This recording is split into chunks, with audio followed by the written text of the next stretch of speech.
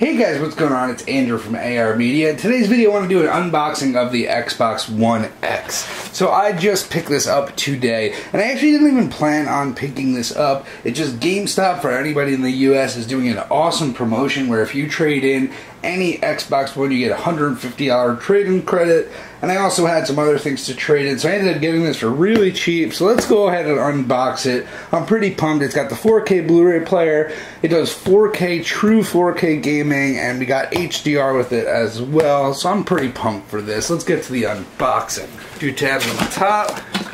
There, we'll pull the console out. And wow, this is a lot slimmer and sleeker than I thought it was. This is very, very thin, I must say. Wow. It has some nice heft to it. The build quality feels nice, but I must say that it is way smaller than the original Xbox and just feels a lot better. Feels a lot sturdier, nice and metal. And this design is nice. Got all the proper connections we need on the back. I plan on routing my TV through here as well.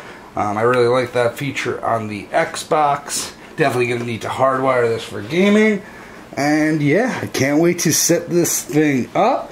Also, I got Gears of War 4 and Titanfall 2. These both play in 4K HDR natively, so that was the reason that I picked those two. I also plan on picking up Monster Hunter World. I think I'm going to get that one digitally. Let's see what else comes in the case. So in here we got